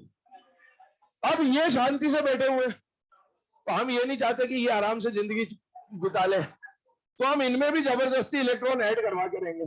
ये मना कर रहे हैं, बोले मत ऐड करो, मत ऐड करो, मत ऐड करो। बोले नहीं, करना पड़ेगा, करना पड़ेगा, करना पड़ेगा। जो हमने भुगता वो तुमको भी भुगतना पड़ेगा, ठीक है। तो अब यहां पर कहानी क्या आ रही है कि इसके पास इलेक्ट्रॉन आया, ये भाग गया, बोले नहीं नहीं नहीं ऐड इसके बाद नहीं, ये बना कर दिया। अब अगर इस ये इलेक्ट्रॉन खुद ब खुद अट्रैक्ट नहीं करना चाहता और इस इलेक्ट्रॉन को इसमें फिट करना है, तो क्या आपको इसके साथ जबरदस्ती करनी पड़ेगी? यस। और जब जब जबरदस्ती करोगे एनर्जी रिलीज होगी या लगानी पड़ेगी? लगानी पड़ेगी। और इसका मतलब ये प्रोसेस कैसा हो जाएगा? या एनर्जी रिलीज होगी या एब्जॉर्ब होगी? एब्जॉर्ब। और अगर एनर्जी एब्जॉर्ब हो रही है मतलब प्रोसेस कैसा हो जाएगा? एंडोथर्मिक। तो आपके सामने दो कहानी आ गई कि वो एटम जो इलेक्ट्रॉन को खुद ब खुद अट्रैक्ट करते हैं उनमें एनर्जी रिलीज हो रही होगी, जब जब अट्रैक्शन होगा एनर्जी रिलीज होगी। लेकिन ये वो केसेस है जो इलेक्ट्रॉन को अट्रैक्ट नहीं करना चाहते, और इलेक्ट्रॉन को अट्रैक्ट नहीं करना चाहते तो इनमें इलेक्ट्रॉन जबरदस्ती फोर्सफुली एंटर कराना पड़ेगा। और अगर आप फोर्सफुली इलेक्ट्रॉन एंटर करा रहे हो तो आपको एनर्जी देनी पड़ेगी, और प्रोसेस कैसा हो जाएगा? एंडोथर्मिक। आगे सुनिएगा, कहानी डिवाइड हुई दो हिस्सों में, एंडो और एक्सो। अब एक बात बताइए, मैंने बोला आपको एग्जाम में क्वेश्चन ईए का नहीं आएगा, किसका आएगा? इलेक्ट्रॉन गेन एंथैल्पी का। तो चलिए उसको भी यहां पर ले लेते हैं। बेटा एंथैल्पी को रिप्रेजेंट करने का सिंबल क्या है? Delta H. और हम इलेक्ट्रॉन गेन से रिलेटेड बात कर रहे हैं तो हमने क्या लिख दिया? Delta H G. एक बात बताओ, प्रोसेस अगर एक्सो है तो क्या ये नेगेटिव होगा बेटा? यस, सीधी सी बात।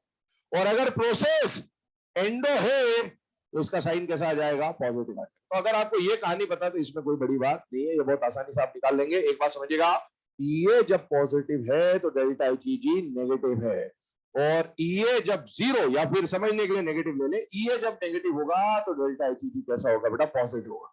अब आगे सुनना ध्यान से। अभी मैंने दो हिस्सों में प्रोसेस को डिवाइड कर दिया, जो इलेक्ट्रॉन को खुद ब खुद अट्रैक्ट करेंगे, जो नहीं करेंगे। लेकिन एक बात बताओ, ये तीनों इलेक्ट्रॉन को अट्रैक्ट नहीं करना चाहते। तीनों में आपने इलेक्ट्रॉन जबरदस्ती जबरदस्ती जबरदस्ती एनर्जी लगा लगा के इंटर करवाया। लेकिन क्या तीनों में बराबर जबरदस्ती करनी पड़ी होगी? क्या नहीं, किसी ना किसी में ज्यादा जबरदस्ती करनी पड़ेगी इलेक्ट्रॉन ऐड करने के लिए, और किसी ना किसी में कम जबरदस्ती करनी पड़ेगी। वो जबरदस्ती किसके बेसिस पे डिसाइड होगी? स्टेबिलिटी से। ये ऐड करने के लिए क्यों मना कर रहे थे? स्टेबिलिटी कैसे? बताइए, तीनों में क्या ये सबसे ज्यादा स्टेबल है? यस। उससे कम स्टेबल कौन है? ये। सबसे कम स्टेबल कौन है? ये। तो इसके पास इलेक्ट्रॉन आया तो इसने बोला मैं ऐड नहीं करूंगा। हमने थोड़ी सी एनर्जी दी तो ये बोले हाँ कोई बात नहीं, ऐड कर दो, कोई बात नहीं, है ना? हाँ, मजा आ गया इसको, ठीक है, ये तैयार हो गया। तो इसमें जो प्रोसेस एंडो हुई, एंडो तो हुई लेकिन कम एंडो हुई, लेस एंडोथर्मिक। इसमें इलेक्ट्रॉन ऐड किया तो इसने बोला नहीं नहीं नहीं नहीं, वापस ने थोड़ा सा इलेक्ट्रॉन ऐड किया, एनर्जी लगाई, बोले नहीं नहीं नहीं नहीं नहीं, फिर थोड़ी सी एनर्जी, बोले हाँ हाँ हाँ ठीक है। हाँ, इसको मजा आ गया बाद में, है ना? थोड़ी देर के बाद मजा आया, ठीक है। तो ये क्या हो गया? मोर एंड हो गया। और ये मान ही नहीं रहा, मान ही नहीं रहा, मान ही नहीं रहा, लगाए जाओ एनर्जी, लगाए जाओ, फुटके में ले जाओ इसको, बोले तो इसको बहुत सारी एनर्जी लगानी पड़ी, लास्ट में ये भी भांजा बोला कि जूते खा के ये इलेक्ट्रॉन ऐड कराना है तो फिर ऐसे ऐड करा ले, क्या दिक्कत है ना। तो अल्टीमेटली ये भी तैयार हो जाएगा इलेक्ट्रॉन ऐड कराने के लिए। अब कंडीशन ये बनी कि तीनों एंडो है, लेकिन एंडो एंडो में भी डिफरेंस है। ये मोस्ट एंडोथर्मिक होगा, ये थोड़ा कम एंडो होगा, और ये और कम एंडो होगा। ऐसे ही जब हम एक्सो एक्सो की बात करेंगे बेटा, तो एक्सो में तो बहुत सारे एलिमेंट्स हैं, वो तो बस कुछ ही केस है, ग्रुप 18 ग्रुप 2 नाइट्रोजन, बाकी पूरा पीरियोडिक टेबल किस कैटेगरी में आता है? एक्सो में आता है। तो ये जो बाकी सब एक्सो है, तो इनमें कोई ना कोई ऐसा होगा जो मोर एक्सो होगा, और कोई ना कोई ऐसा होगा जो लेस एक्सो होगा। अच्छा, एक्सो कैसे पता चला? एनर्जी रिलीज होने से। एनर्जी रिलीज होने के लिए मैंने लाइन क्या बोली थी? जब जब अट्रैक्शन होगा तब तब एनर्जी रिलीज होगी। और वो अट्रैक्शन कौन कर रहा है? ये न्यूक्लियस कर रहा था, यही तो इस इलेक्ट्रॉन को अट्रैक्ट कर रहा था अल्टीमेटली। तो जिस एटम का, इनको छोड़कर जो सारे एक्सो एक्सो एक्सो वाले होंगे, जिसका न्यूक्लियस ताकतवर होगा, न्यूक्लियस ताकतवर मतलब जेड इफेक्टिव, जिसका जेड इफेक्टिव ज्यादा होगा, क्या वो इलेक्ट्रॉन के लिए ज्यादा अट्रैक्शन दिखा रहा होगा? यस। तो यहां पर जब हम एक्सो एक्सो एक्सो एक्सो की बात करेंगे, तो उसको हम लोग किससे सॉल्व करेंगे? जेड इफेक्टिव से। जिसका अट्रैक्शन ज्यादा, वो इलेक्ट्रॉन को ज्यादा अट्रैक्ट करेगा। और ध्यान सुनना, जब जब अट्रैक्शन होगा तब तब एनर्जी रिलीज होगी। ये लाइन तो पक्की है। इसके साथ एक और लाइन याद रखना है, जितना ज्यादा अट्रैक्शन होगा उतनी ज्यादा एनर्जी रिलीज होगी प्रोसेस के।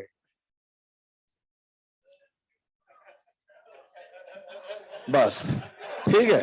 तो जब जब अट्रैक्शन होगा तब तब एनर्जी रिलीज होगी, जितना ज्यादा अट्रैक्शन होगा उतनी ज्यादा एनर्जी रिलीज होगी।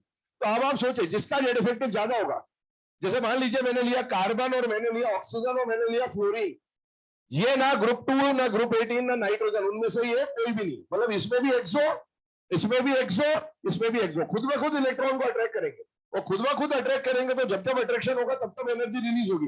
लेकिन ये भी एक्सो, ये भी एक्सो, ये भी एक्सो, पर क्या तीनों की रिलीज एनर्जी कभी भी बराबर होगी क्या? नहीं।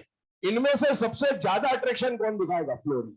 जितना ज्यादा अट्रैक्शन होगा बेटा उतनी ज्यादा एनर्जी रिलीज होगी, और जितना कम अट्रैक्शन होगा उतनी कम एनर्जी रिलीज होगी। तो ये पूरा आपका डेल्टा एचईजी और इलेक्ट्रॉन एफिनिटी यही शुरू था, यही खत्म था। ठीक है,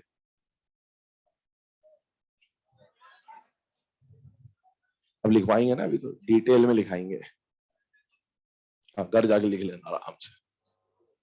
चलिए अब स्टार्ट करेंगे इलेक्ट्रॉन एफिनिटी से। हेडिंग डालने इलेक्ट्रॉन एफिनिटी, है ना। मेन पहले हम लोग इलेक्ट्रॉन एफिनिटी को कवर करेंगे, और फिर उसके बाद इलेक्ट्रॉन गेन एंथैल्पी पे डिस्कशन करेंगे। सबसे पहले इलेक्ट्रॉन एफिनिटी डेफिनेशन बोल रहा हूं, उसको लिखिएगा। It is defined as the amount of energy released. It is defined as the amount of energy released when an additional electron is added,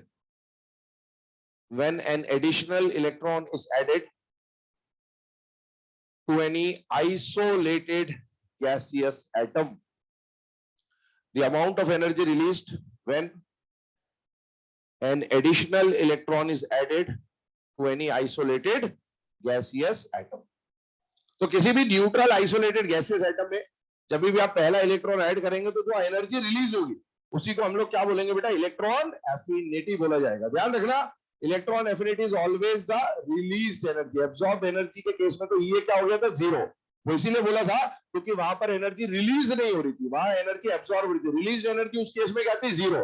तो जहां रिलीज एनर्जी जीरो वो ये जीरो, और जहां पर रिलीज एनर्जी कुछ है वहां पर ये कैसा लिया जाता है बेटा? पॉजिटिव लिया जाता है। आगे बढ़िए, ये अगला एक रिप्रेजेंटेशन है। एक एलिमेंट एक्स लिया, उसमें एक इलेक्ट्रॉन ऐड किया। जनरली ग्रुप 18 ग्रुप 2 नाइट्रोजन को अगर छोड़ दे तो जनरली जब किसी एटम में पहला इलेक्ट्रॉन ऐड होगा तो ये इलेक्ट्रॉन को खुद ब खुद अट्रैक्ट करेगा। खुद ब खुद अट्रैक्ट करेगा तो बेटा प्रोडक्ट साइड में हम लोग सिंबल वाइज ऐसा लिखते हैं कि एनर्जी रिलीज हो रही है। तो जो एनर्जी रिलीज हो रही है उसी रिलीज एनर्जी को क्या नाम दिया जाता है बेटा? ई है। तो ये इसका रिप्रेजेंटेशन आता है, नोट करें इसको। इसके बाद स्टेटमेंट लिखा रहा हूं आपको कि कौन कौन इलेक्ट्रॉन को अट्रैक्ट करता है, कौन नहीं करता। ग्रुप 18 ग्रुप 2 नाइट्रोजन वाली जो बात अभी आपको समझाई थी उसको स्टेटमेंट के फॉर्म में लिख रहे हैं हम लोग।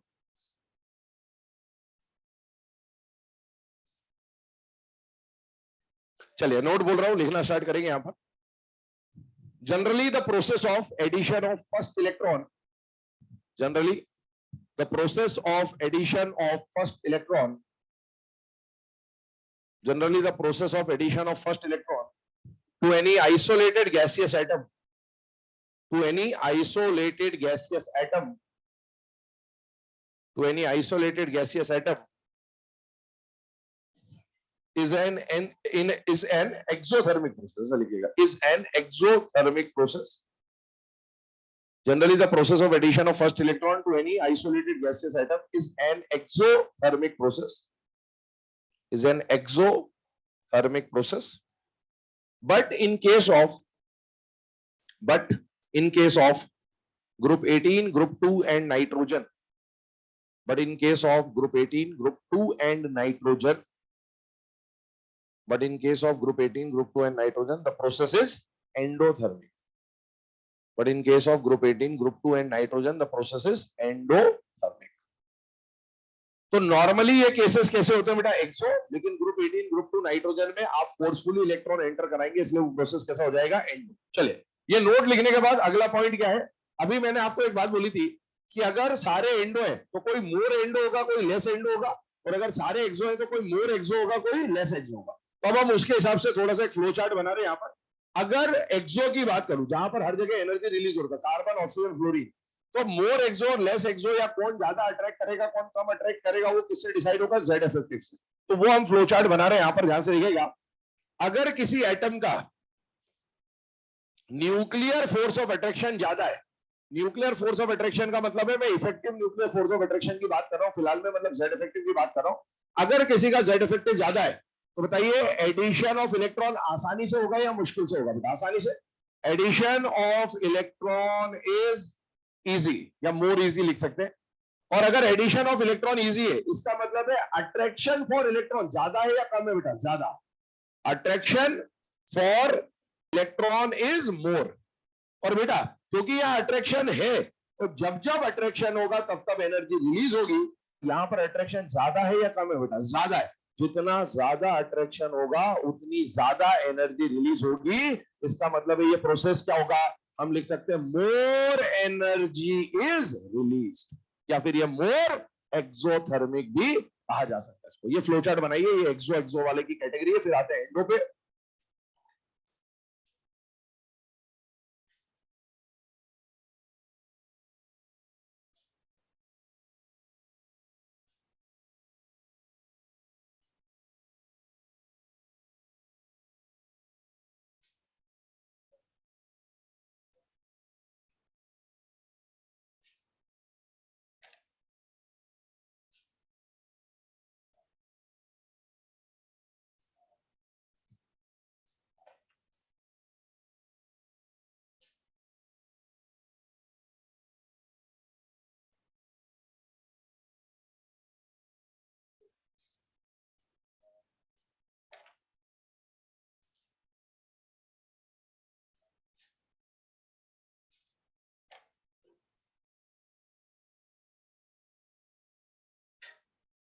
चलिए बेटा नेक्स्ट केस की तरफ बढ़ रहे हैं, यहां पर ध्यान सुनेगा।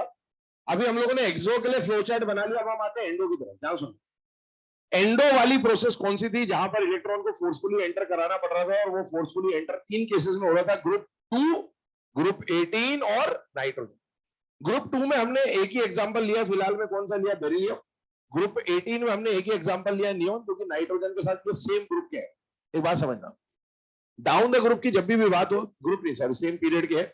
अब आप देखिए, हमें जब पीरियड का ऑर्डर बनाने को आता है, तो मैं आपको शुरू से बोलते आ रहा हूँ, जनरली जब पीरियड का क्वेश्चन आता है, या तो सेकंड पीरियड का क्वेश्चन आता है, या थर्ड पीरियड का आता है, या फोर्थ पीरियड का आता है। फोर्थ में किसका आता है, डी ब्लॉक। डी ब्लॉक में ये दिया ही नहीं है, खत्म, तो फोर्थ पीरियड गायब, पहली बात। सेकंड और थर्ड पीरियड में से भी एनसीईआरटी ने सिर्फ सेकंड पीरियड के ही ईए दिए हुए, थर्ड का दिया ही नहीं है। तो आपको ईए का जब भी पीरियड का क्वेश्चन आएगा, केवल और केवल कौन से पीरियड का है, सेकंड। आप कितने भी पुराने पेपर उठा के देख लो, सेकंड पीरियड से आगे, पीरियड वाइज बात करो, ग्रुप में तो जो है वो अलग बात है, पर पीरियड में सिर्फ सेकंड पीरियड का ही क्वेश्चन आता है। हम जब पीरियड के ऑर्डर बनाएंगे तो मैं सेकंड बताऊंगा आपको, लेकिन मैं उस टाइम पे भी आपको बोल दूंगा कि सेकंड ही पढ़ना है, थर्ड से लिखाया जा रहा है, पढ़ने का नहीं है। क्या बात समझ में आ गई? क्योंकि यहाँ थर्ड पूछ लेगा तो मेरा दिमाग खराब करोगे, इसलिए मैं लिखवा दूंगा आपको, ठीक है? पढ़ना आपको सेकंड ही रहेगा, ये ध्यान रखिएगा। चलिए, बेरिलियम, नाइट्रोजन, नियोन, स्टेबिलिटी के हिसाब से एक बात समझिएगा, ये सब इलेक्ट्रॉन लेने के लिए मना कर रहे थे। क्यों मना कर रहे थे? क्योंकि ये सब स्टेबल स्टेबल स्टेबल वाली कहानी थी। अब आप बताइए इनमें से सबसे ज्यादा स्टेबल कौन है बेटा? नियॉन। सबसे कम स्टेबल कौन है? नाइट्रोजन। और दोनों के इंटरमीडिएट में कौन आ जाता है? बेरिलियम। ये फुलफिल्ड शेल है, ये फुलफिल्ड सबशेल है, और ये हाफ फिल्ड है बेटा। तो अब इनमें सबसे ज्यादा स्टेबल ये है। ईए का मतलब क्या बताया मैंने? इलेक्ट्रॉन के लिए अट्रैक्शन। इलेक्ट्रॉन के लिए अट्रैक्शन। ये भी अट्रैक्शन नहीं दिखा रहा, ये भी अट्रैक्शन नहीं दिखा रहा, ये भी अट्रैक्शन नहीं दिखा रहा। पर तीनों में से कौन ऐसा है जो बिल्कुल भी अट्रैक्शन नहीं ही दिखाएगा? नियॉन। जो इलेक्ट्रॉन की अट्रैक्शन नहीं दिखाएगा वो ऑर्डर में सबसे पीछे, क्योंकि हम इलेक्ट्रॉन के अट्रैक्शन के तो ऑर्डर बना रहे हैं। इससे ज्यादा अट्रैक्शन कौन दिखाएगा? बेरिलियम। और बेरिलियम से भी ज्यादा अट्रैक्शन कौन दिखाएगा? नाइट्रोजन। ये तो याद करो, थोड़ी सी एनर्जी थी, मान गया था, बोले ठीक है चलने दो, कोई बात नहीं है ना। तो ये प्रोसेस, ये सारे के सारे क्या है बेटा? एंडो है। All endo process. ध्यान सुनना, एक बात बोल रहा हूं यहां पर। जैसे मैंने आई में आपको बोला था मेटल, मेटलॉइड, नॉन मेटल, एक बहुत बढ़िया कॉन्सेप्ट है। अगर आपको कुछ नहीं आया तो आप उससे बहुत कुछ सॉल्व कर सकते हैं। वैसे यहाँ पर ईए में क्या होता है, जो क्वेश्चन आता है एग्जाम में ऑर्डर बनाने का, तो आपको जो भी क्वेश्चन में एलिमेंट्स दिए हैं, तो सबसे पहला काम आपको यही करना होता है कि एक्सो और एंडो को छांटना होता है। एक्सो और एंडो को छांटना होता है। क्यों? क्योंकि एक्सो वाले वो है जो अट्रैक्शन दिखा रहे होते हैं, और एंडो वाले वो है जहां इलेक्ट्रॉन आपने जबरदस्ती डाला होता है। तो एंडो वालों का ईए कम और एक्सो वालों का ईए ज्यादा। फिर एंडो एंडो का ऑर्डर बनाते हैं और फिर एक्सो एक्सो का ऑर्डर बनाते हैं। जितने भी एक्सो वाले एलिमेंट है वो सब ऑर्डर में से आगे आएंगे, और फिर उनका ऑर्डर बनेगा on the basis of Z. चलिए इसको लोड करें, आगे बढ़ते हैं। इस पे एक दो क्वेश्चन लेते हैं।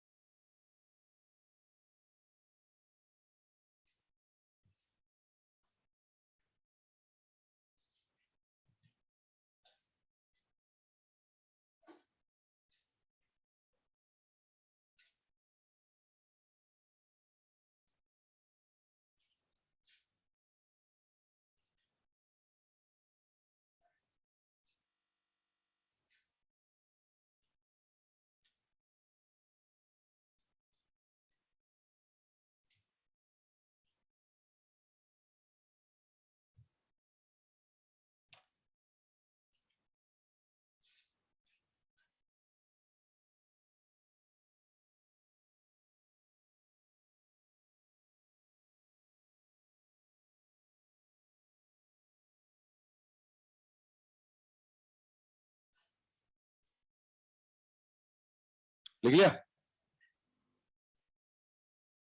चलिए क्वेश्चन बोल रहा हूं, लिखिएगा। विच of the following process, which of the following process is, which of the following process is exothermic? Which of the following process is exothermic? और करके इस क्वेश्चन की लिख लीजिएगा। In which of the following process addition of electron is most easy? In which of the following process addition of electron is most easy? Options already आपके सामने लिखे हुए हैं।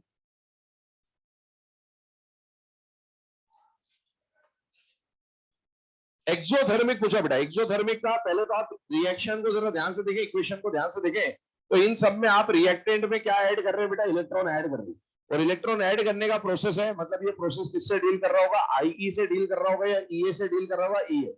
और ईए का प्रोसेस में अगर एक्सो होना है तो एक्सो होने का मतलब एनर्जी रिलीज करनी, और एनर्जी कब रिलीज होगी? जब जब अट्रैक्शन होगा तब तब एनर्जी रिलीज होगी। तो आपको समझ में आना चाहिए कि ये तो ग्रुप 2 है, ये नाइट्रोजन है, ये ग्रुप 18 है। इनमें तो आपको इलेक्ट्रॉन फोर्सफुली एंटर कराना पड़ेगा, तो वो सब एंडो होगा। और एक्सो कौन होगा? इनमें से केवल एक ही एक्सो, और वो कौन है बेटा? ऑक्सीजन। और ऑक्सीजन ही वो चीज है जहां पर आप इन चारों में कंपैरेटिवली आसानी से इलेक्ट्रॉन क्या कर सकते हो बेटा? ऐड कर सकते हो। सेकंड क्वेश्चन लिखिए इसके बाद।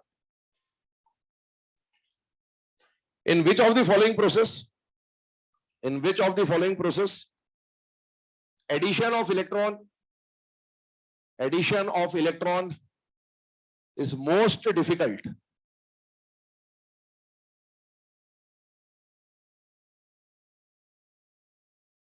Addition of electron is most difficult. Options वही है बेटा। हाँ, इस बार करेक्ट ऑप्शन कौन सा हो जाएगा? Third, neon.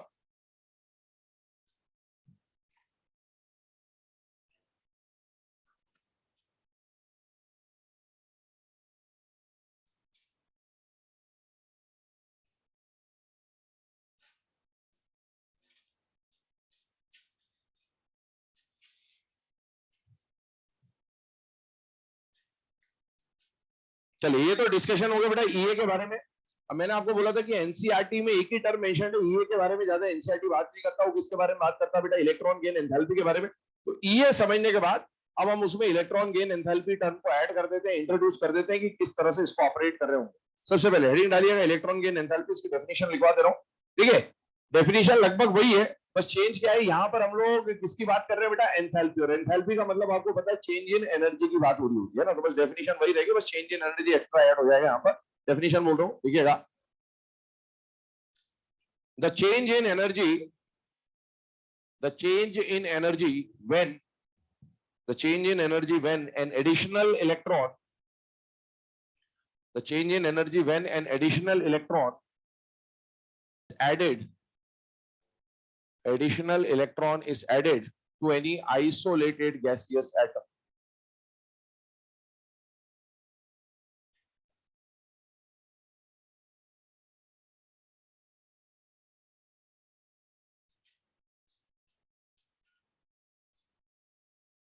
चलिए, अब इससे अगर हम लोग डेल्टा एचईजी का कंपैरिजन करें ईए के साथ, तो देखिए यहां पर कुछ कंडीशंस आपके सामने लिखी है।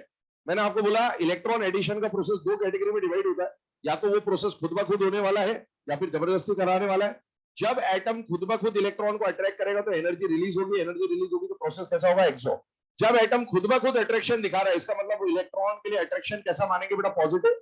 जब आप फोर्सफुली एंटर कराओगे तो इलेक्ट्रॉन के लिए अट्रैक्शन क्या होगा, जीरो, या फिर आप क्या बोल सकते हैं, नेगेटिव बोल सकते हैं।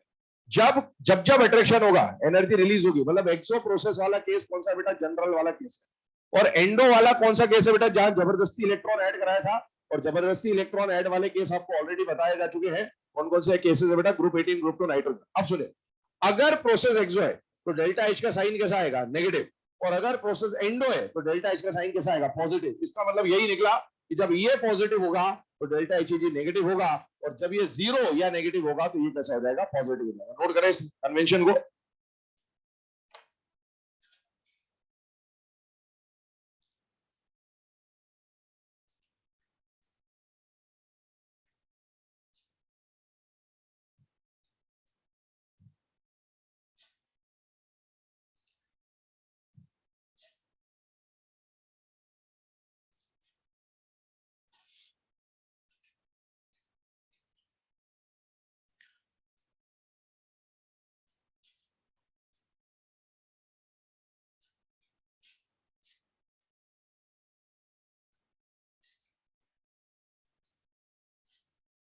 चलिए, अभी इधर देखिएगा, 2 मिनट के लिए फ्लो चार्ट एक बना रहा हूं मैं, यहाँ पर पूरा फ्लो चार्ट आएगा, 2 मिनट के रुक जा। Addition of electron more difficult, point के ऊपर ही हमारा पूरा टॉपिक बेस्ड है कि कहां पर इलेक्ट्रॉन इजीली ऐड होगा, कहां पर इलेक्ट्रॉन डिफिकल्टी से ऐड होगा। यहां पर मैं आपको टाइप ऑफ क्वेश्चन फ्रेम करके बता रहा हूं कि क्या क्या लैंग्वेज में ये क्वेश्चन आ सकता है। पहला मोर इजी वाला मतलब एक्सो वाला केस है, मोर डिफिकल्ट वाला एंडो वाला केस। इलेक्ट्रॉन का addition more easy, more easy, easy में भी मोर इजी, मतलब यहां पर इलेक्ट्रॉन का अट्रैक्शन ज्यादा है या कम है बेटा, ज्यादा।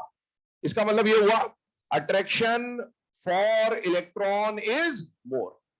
अगर attraction for electron is more, इसका मतलब है ये बताइए अट्रैक्शन है या नहीं है बेटा, है तो है, तो पॉजिटिव है। और मोर है, इसका मतलब है मोर पॉजिटिव है, ये कंडीशन बनेगी। इसके अलावा जब जब अट्रैक्शन होगा एनर्जी रिलीज होगी, जितना ज्यादा अट्रैक्शन होगा उतनी ज्यादा एनर्जी रिलीज होगी। तो यहां पर हम लोग लिख सकते हैं, यहां पर प्रोसेस कैसा हो जाएगा, मोर एक्सोथर्मिक, या मोर एनर्जी इज रिलीज। और अगर ये मोर एक्सोथर्मिक है तो बताइए डेल्टा एच ई जी एक्सोथर्मिक के लिए कैसा आएगा, नेगेटिव। लेकिन अगर ये मोर एक्सोथर्मिक है तो मोर नेगेटिव, ये कंडीशन है, ध्यान से देखिए। जब ई पॉजिटिव है तो ये नेगेटिव है, लेकिन मैग्नीट्यूड सेम रहेगा, ये मोर है ये भी मोर है, बस प्लस और माइनस का साइन जो होगा, more positive more negative, less positive less negative, इसी तरह से चलेगा। यहां पर भी ऐसे addition of electron is more difficult, मतलब अट्रैक्शन फॉर इलेक्ट्रॉन है या नहीं है, नहीं है, खत्म, बिल्कुल है ही नहीं, जीरो। आप फोर्सफुली एंटर करा रहे होंगे, ये कंडीशन लेके चलो। अगर इलेक्ट्रॉन के लिए अट्रैक्शन नहीं है मतलब ये क्या माना जाएगा, जीरो, या फिर हम क्या बोल सकते हैं, नेगेटिव। इसका मतलब है इलेक्ट्रॉन को ऐड कराने के लिए खुद ब खुद अट्रैक्शन होगा या जबरदस्ती करेंगे, जबरदस्ती, मतलब प्रोसेस कैसा हो जाएगा, एंड में भी मोर एंडो, क्योंकि हम मोर डिफिकल्ट वाला बात कर रहे हैं, नियॉन की बात कर रहे हैं। और अगर मोर एंडो हुआ डेल्टा एचईजी पॉजिटिव, और मोर एंडो इसका मतलब है मोर पॉजिटिव आ जाएगा। ये नोट कर ले, मतलब ये जितना ज्यादा नेगेटिव होगा, नेगेटिव मतलब जीरो ही है, जीरो पे रुक जाएंगे, बट अपन नेगेटिव जैसे वो मोर पॉजिटिव, अगर इसको मोर नेगेटिव बोले तो ये भी मोर पॉजिटिव आ जाएगा। ये कंडीशन यहाँ पर बन के आती है। नोट करे से ये लैंग्वेजेस आपको अभी मैं क्वेश्चन जब कराऊंगा तो इन्हीं लैंग्वेज का हम लोग यूज कर रहे हैं।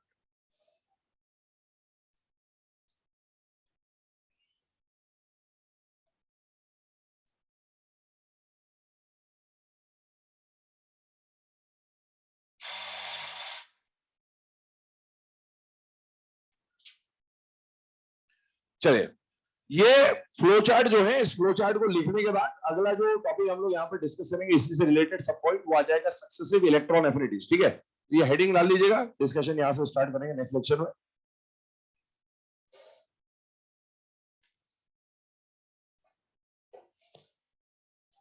एनसीईआरटी की रीडिंग लगाते रहना बेटा, है ना, जो भी पीरियोडिक टेबल में जो जो टॉपिक्स होते जा रहे हैं एनसीईआरटी रीड करते रहे उसकी, और साथ ही साथ मॉड्यूल के क्वेश्चन भी सॉल्व करते जाएं। जैसे चैप्टर कंप्लीट होगा मॉड्यूल डिस्कस कर दूंगा मैं।